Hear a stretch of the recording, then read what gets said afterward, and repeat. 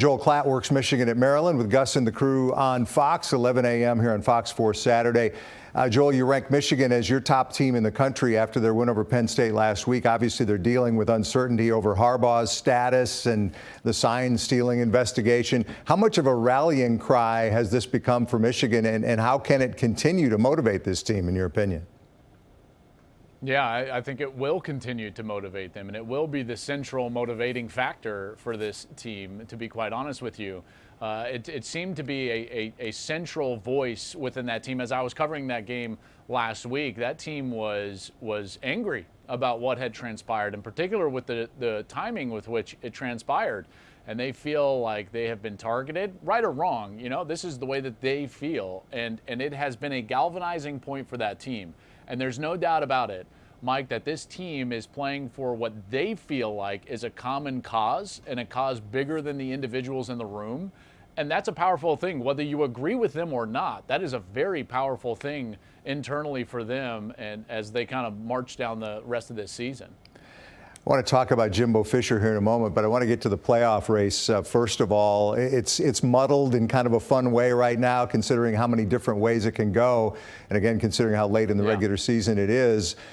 What is the path that would be required, that would have to open up in order for the Texas Longhorns to get into the playoff, as you see it? Yeah, it's interesting because there's definitely a scenario where they get in. I do think that they're in a bit of a precarious spot, because there are likely scenarios that can play out that would leave them on the outside looking in. The first one is obvious, is that if we have 4 undefeated Power 5 champs, right, that would be Florida State, either Michigan or Ohio State out of the Big Ten, Georgia and Washington. Everyone would tip their cap from Texas and say, okay, well done to those teams. I think there's also a scenario where Georgia wins out, the Big Ten and FSU, and then Oregon were to win out. And I think based on the way the committee has ranked them thus far, that they would put Oregon ahead of Texas in that scenario. And then the last one, and this is the one that I would be nervous for, and it's basically because of the narrative being started and this slow drumbeat that you hear, which I don't agree with, which is this drumbeat that Alabama is somehow some wildly different team now than they were early in the year, and that win that Texas had over Alabama wouldn't supersede. And at that point, that maybe even Alabama would go if they were to end the win streak for Georgia and win the SEC. So right now, of all the teams up there, I would say that Texas is the one in the most precarious spot, because there are scenarios where they get boxed out. And again, to be clear, I do not agree with the Alabama take, but you can hear that being started. There are a lot of voices in college football that are starting that drumbeat for Alabama. And to be honest with you, I would be very nervous if I was Texas. That's really fascinating, because obviously Alabama's as big a brand name as there is in college football, but Texas is a pretty big one as well. So Longhorns have to be looking at this thinking, how can we be outdone by Alabama in this regard by some sort of organized campaign? No, there's no doubt. And the game on the field has to mean something. And it wasn't like it was a fluky game. It really wasn't at all. In fact, Texas handled Alabama for the most part, in particular late in that game in the fourth quarter. They won by double digits. And, Mike, they went on the field with their offense with about 7 minutes to go and didn't leave the field, right? Like they ended the game on the field with their offense with 9 straight run plays. They dominated the Crimson Tide. Jalen Milroe had nothing to do with that. That's the same defense that we're seeing right now that's playing so well in the SEC. And so, again, my position will be very clear, and that is that game should mean something. And if it gets down to a debate between Texas and Alabama, there's no doubt in my mind that Texas should go. But, boy, there are a lot of voices that are starting that narrative that it should be the other way. Let's get to A&M now. Jimbo out. He'll be paid $76 million to not coach. I guess your initial reaction when you heard that aspect of this story? That I picked the wrong profession. You and me both, yeah. I think that could be one reaction. I get it. And this is what's so hard. That's a lot of money. And is it, in a lot of ways, it's ridiculous. Let's call a spade a spade. Having said that, though, they support Aggie fans. You're watching out there. You support your program as well as anybody in the country. And there aren't many excuses, if any, at Texas A&M. They have a local recruiting base. They've got all the facilities. They've got all the support. It's a football crazed fan base. This is a team that should win, and with the right coach will win, and will win quickly. There's not a doubt in my mind. Now, having said that, when you've got a guy that you've supported to that degree that is not measuring up, you have to make a move. It's not the fans' fault that the contract was given to Jimbo Fisher. That was a horrendous contract that they got into based on LSU being open and this fear that he was going to leave. But them making a move, I totally understand.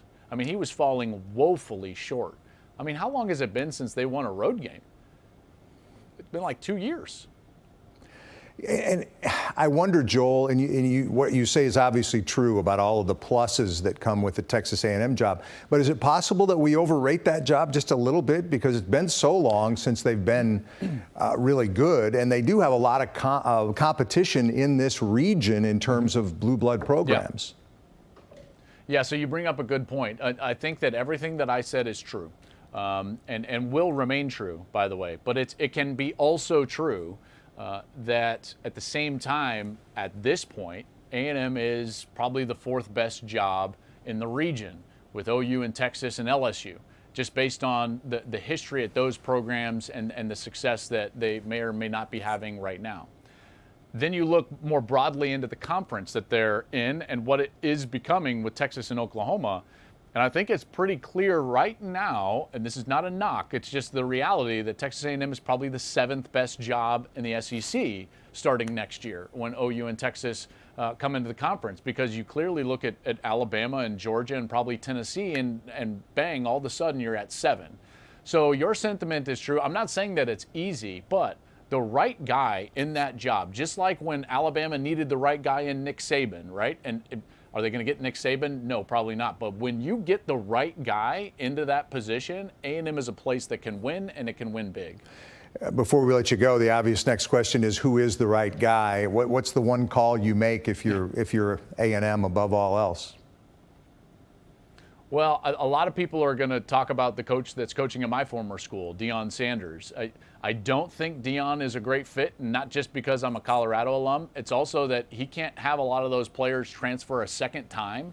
And those that followed him there, including his son at quarterback, including Travis Hunter, wouldn't be able to follow him to College Station, which that's a big reason why I just don't think that he would leave. Not that he wouldn't leave in the future, but I don't think that he would leave right now. He also needs an incredible amount of autonomy within the program to change things, do things his way. Not sure that's a best fit scenario at A&M, but that's a call that I'm sure that they're going to make, even though Deion has said what he has said in the media. And then here's a couple of other names that I think are more plausible. Mike Elko at Duke, you're hearing a lot about. Lance Leipold at Kansas, what he's done is pretty remarkable. I think they should call Jedd Fisch at Arizona. Look what Jedd Fisch has done at Arizona. They've won 3 ranked matchups in the last 4 weeks, and that's a team in his first year that was 1-11.